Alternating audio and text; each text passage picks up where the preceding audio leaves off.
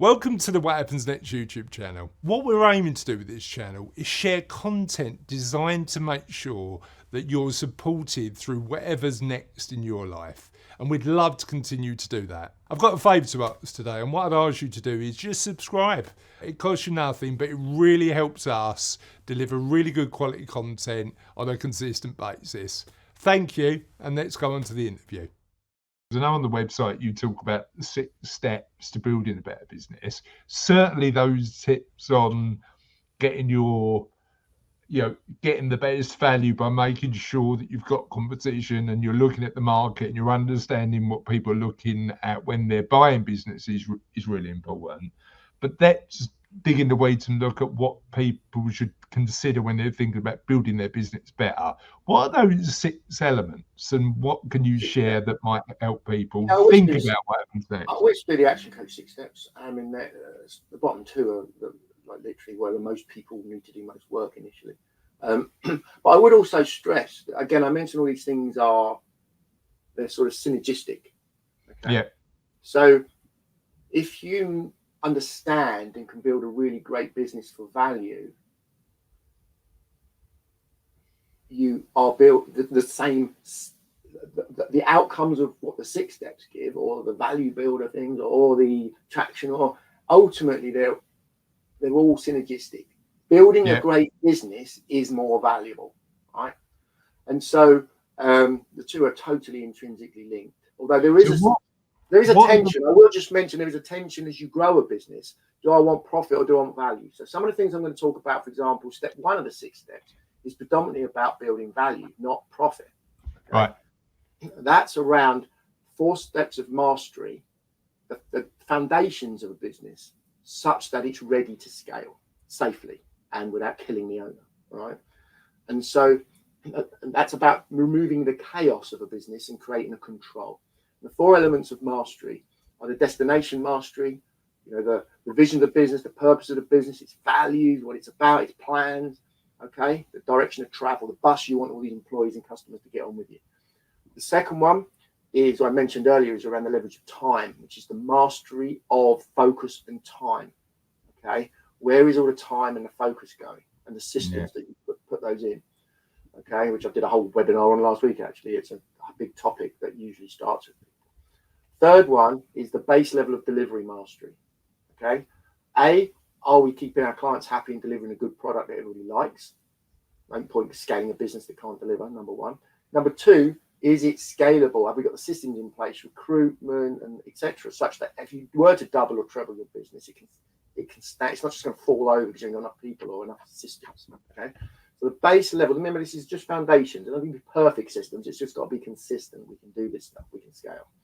And the final part of mastery is financial mastery. The language of business is numbers, and people don't have them, so don't scale without them. And so that's looking at the numbers that you need in your business, both forwards, the usual accountancy backwards ones, but also the forward-looking ones, the indicators of what might be happening in a few months' time or next year. And so getting all that in place. They're the foundations of a business that people are often missing. So that's step 1, mastery. When you put all that stuff in place, you will make more profit because you're doing some good stuff, right? But it's not primarily driven for profit. That's primarily building the foundations of a business that becomes more valuable, okay? The next step is marketing, okay, and sales. That's where you start to drive profit because you're now in a position where you can scale without letting clients down. You can hire people. You've got the numbers. You can see which clients are more profitable. You've got a direction of travel. You know the right types of clients. So that's about differentiating yourself, and your messaging and your guarantees and productizing your services, your marketing strategy, okay? But then behind that, there's 5 levers, the 5 ways. And that's looking again at your profit. Don't sell unprofitable products. Number 1, and pricing, which is obviously linked to that. And then you look at 2 levers for repeat business, which is how often do people buy and how much do they spend.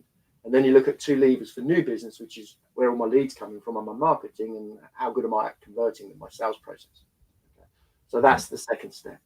And then I won't go into the weeds, we haven't got all day, but effectively then when you start to got a business that's got the foundations in place, it can scale, it's got tested marketing, then you start to get into the world of systemization. How can we do it faster, quicker, cheaper, faster, quicker, cheaper? How can we improve our performance and be more leveraged So the third step is all about building leverage into your business, okay, systems.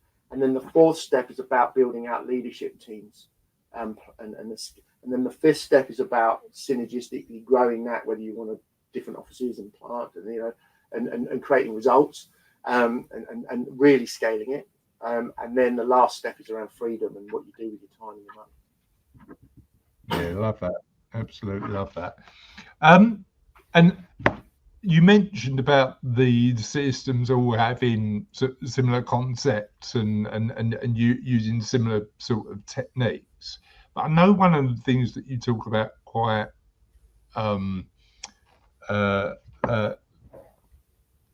clearly on the website is value builder.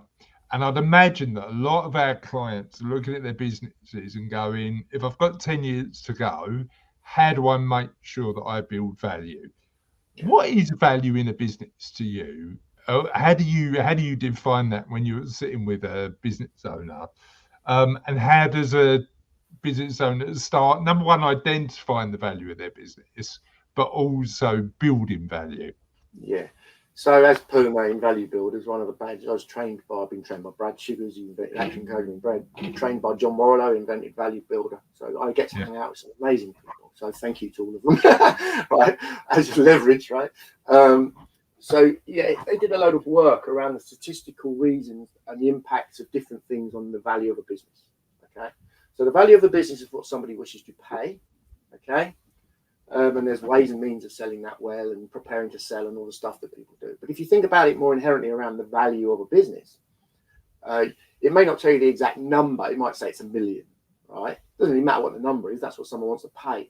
What this does is enables you to do a questionnaire, which then gives you guidance. I can take people through that, of the 8 main drivers statistically that if you work on them, will statistically significantly improve the likelihood of a high multiple of profit when you sell. So, i.e., your value of business will be more valuable, but also significantly increase the probability of offers, which is where you get competitive.